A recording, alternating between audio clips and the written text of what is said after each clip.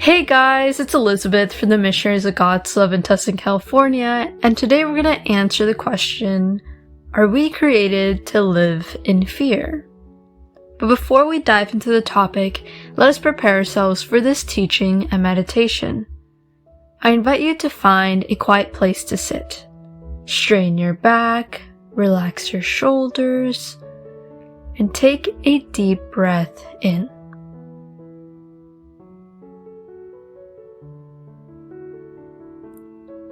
Invite the Holy Spirit to come to you. Lord, please be with me throughout my day. For without you, I am nothing. Without you, I cannot live a good, peaceful life.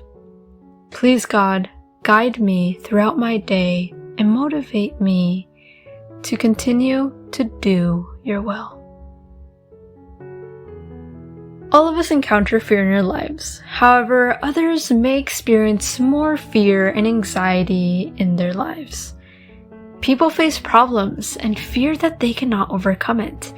Sometimes they just are consumed by the problem. They may feel like the problem follows them wherever they go and that they just can't get out of their head. Or they simply are so afraid of their situation that they live with so much fear throughout their day.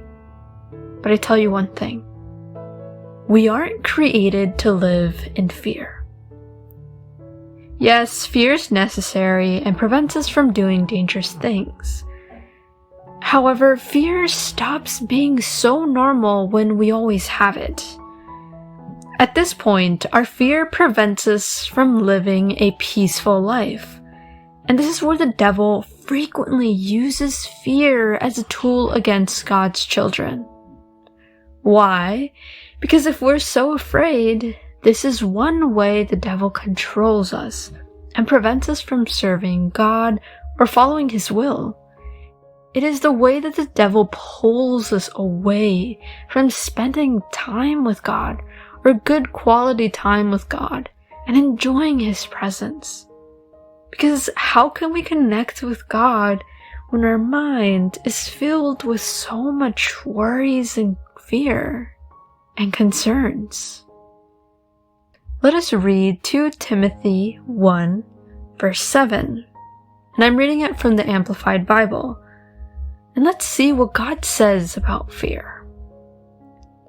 It reads, "For God did not give us a spirit of timidity or cowardice or fear, but he has given us a spirit of power, of love, of sound judgment, and personal discipline, abilities that result in a calm, well-balanced mind and self-control."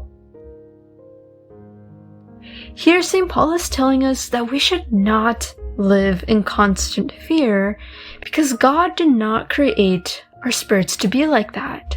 God doesn't want us to always be afraid and hide and allow the devil to control our lives. No, God created us with spirits of power. Now, by power, St. Paul is referring to the power that God gives us through him. Because by ourselves, we really don't have any power. However, when we are united with God, we are strong with him. And this power includes the power to heal and help others.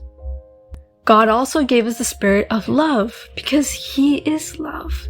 So instead of being so afraid, let us return to what God originally created within us. Let us be filled with his love and spread God's love to others. The verse continues to say that God created a spirit of sound judgment, as God is just. Whenever we are full of fear, we sometimes lose our ability to reason. Now, we should not always use reason with our fears because it can make them worse. However, it would be a good idea if we used our reason to notice our reality, to pull us away from those fears and lies that the devil feeds us. we should use our reason for good and to serve God. Because I don't know about you, but whenever I don't feel well, or whenever I'm full of fear, I've noticed that whenever I serve God, God takes care of me. God takes care of those fears, and through service, through doing His will, God has healed me. Lastly, the verse ends with saying that God created us a spirit with personal discipline, meaning that God did not create a spirit full of disorder and lack of control. Many of the times we are fearful that we can no longer think straight, but God never intended us to live like that. Instead, He wants us to live a more calm life followed by Christian virtues. He also created us with discipline so we do not easily do whatever we want, so we remain close to God. God didn't just leave us alone.